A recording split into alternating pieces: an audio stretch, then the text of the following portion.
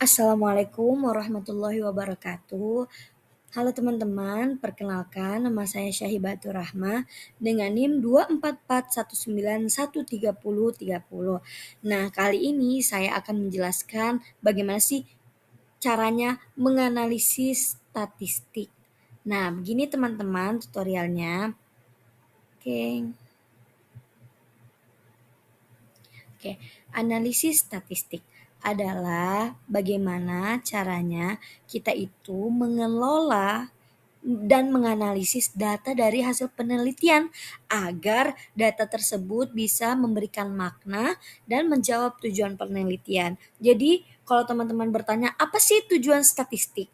Nah, tujuan statistik itu adalah bagaimana kita tuh caranya mengelola dan menganalisis data dari hasil penelitian itu agar bisa memberikan makna dan menjawab tujuan teman-teman. Tujuan penelitian itu apa? Nah, begitu ya teman-teman.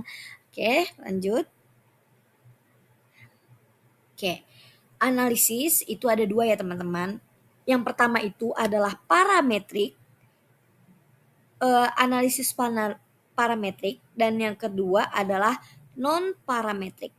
Nah, uji hipotesis ini akan menyesuaikan dengan tujuan penelitian ya teman-teman atau dugaan sementara peneliti. Artinya apa teman-teman?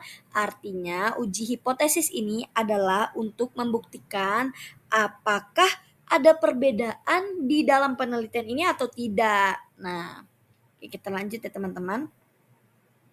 Nah, di dalam penelitian ini tujuan yang digunakan adalah korelasi, yaitu melihat hubungan antara dua variabel, variabel Y dan variabel X. Nah, apakah di dalam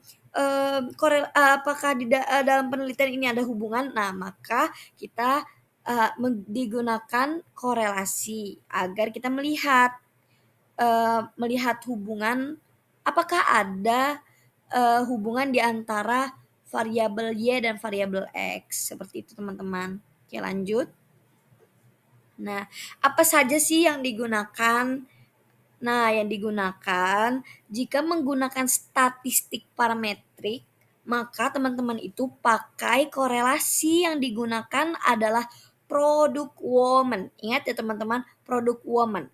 Nah, jika teman-teman pakai statistik parametrik, maka uji korelasinya adalah menggunakan produk Woman.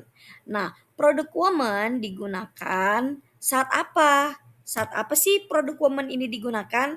Nah, saat data produk Woman itu digunakan untuk menguji dua variabel pada data yang normal.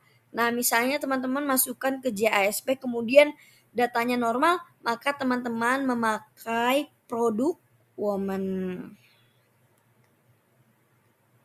Nah, produk Woman itu dipakai untuk korelasi data yang normal. Nah, tapi teman-teman tahu nggak kalau misalnya data teman-teman itu nggak normal, teman-teman pakai apa?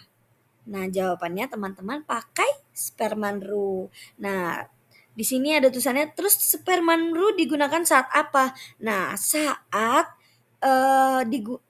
digunakan saat datanya itu nggak normal teman-teman. Jadi, pertama-tama teman-teman itu harus menggunakan produk Woman dulu. Nah, terus teman-teman uji asumsi. Nah, apabila dia itu datanya normal, maka teman-teman bisa pakai produk Woman. Tetapi jika data teman-teman itu tidak normal atau tidak sesuai kaidah, maka teman-teman harus menggunakan, ya betul, Spearman Rule. Oke, lanjut teman-teman. Nah, terus kapan sih kita gunakan yang parametrik dan non parametrik tersebut? Nah, jika data memenuhi uji asumsi, maka menggunakan statistik parametrik. Nah, apabila memenuhi uji asumsi, maka menggunakan statistik non parametrik. Nah, apabila tidak memenuhi uji asumsi, maka teman-teman itu pakai statistik non parametrik. Oke, lanjut ya teman-teman. Nah, korelasi produk Woman. Nah, untuk korelasi PM ini maksudnya produk woman ya teman-teman. Ada 2 uji asumsi yang harus terpenuhi, yaitu uji normalitas dan linearitas. Nah, uji normalitas itu eh, mengetahui apakah data tersebut itu normal atau tidak, teman-teman. Nah, kemudian kita lihat dari uji linearitas.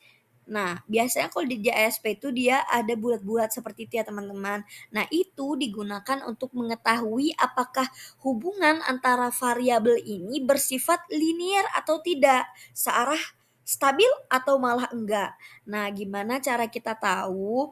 Nah, apabila bola-bola tersebut menyebar, berarti dia bersifat searah atau stabil, teman-teman.